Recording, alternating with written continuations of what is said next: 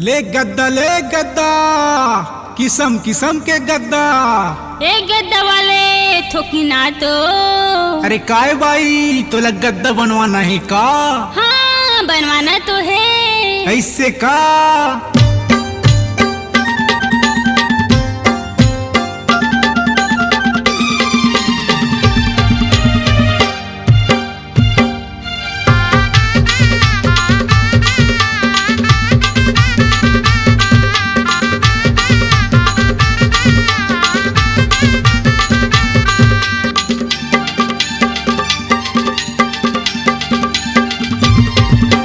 अरे हवा मैं हसूजा बनी धागा डार के।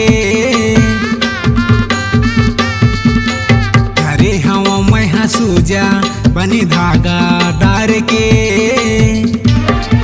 अरे पलंग सुपेती के गद्दा वो बना थो डंडा मार के। पलंग सुपेती के गद्दा वो बना थो डंडा मार के।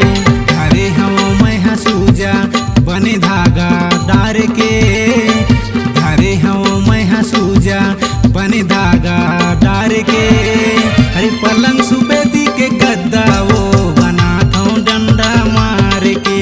पलंग सुपेती के गद्दा वो बना थो डंडा मार के।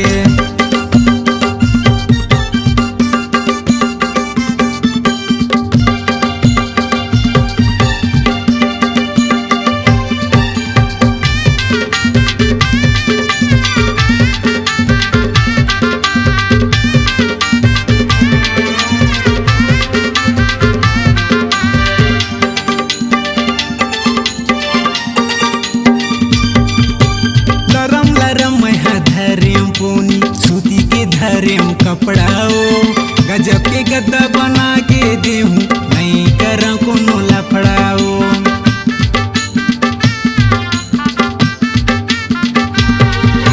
समर पकड़ के तय आए बाई लगे है रूप मोहनी वो। असल में सौदा करके जाऊं कर देना तय बोहनी वो। असल में सौदा करके जाऊं कर देना तय बोहनी वो। न बाई नगदी नहीं देवो मैं उधार में। दे देना बाई नगदी नहीं देवो मैं उधार में। अरे पलंग सुपेती के गद्दा वो बना थो डंडा मार के। पलंग सुपेती के गद्दा वो बना थो डंडा मार के।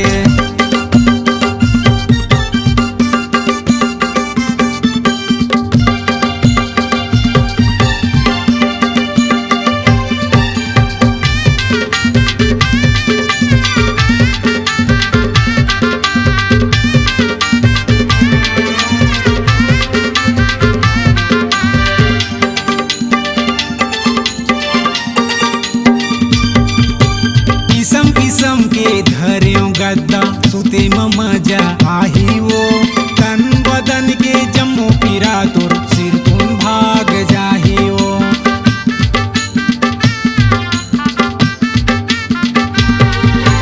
शहर शहर में जातो बाई और मैं व्यापारी वो।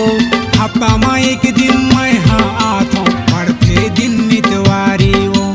हफ्ता में एक दिन मैं हाँ आतो पढ़ते दिन नितवारी वो। दुकान में हाँ लगा था नवा रायपुर के बाजार में।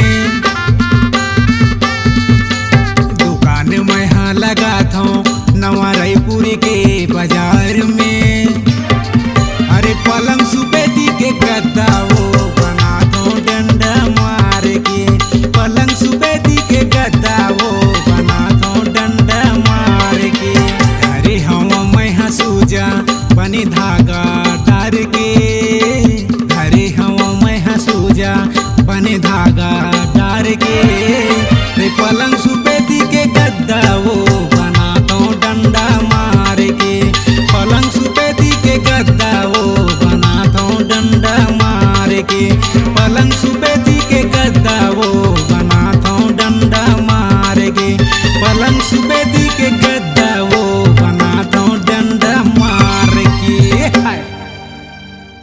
इस गाने को देखने सुनने के लिए आपको दीप म्यूजिक चैनल की ओर से बहुत बहुत धन्यवाद। आगे ऐसे ही गाने देखने सुनने के लिए हमारे दीप म्यूजिक चैनल को लाइक शेयर सब्सक्राइब करने के लिए बिल्कुल ना भूलें।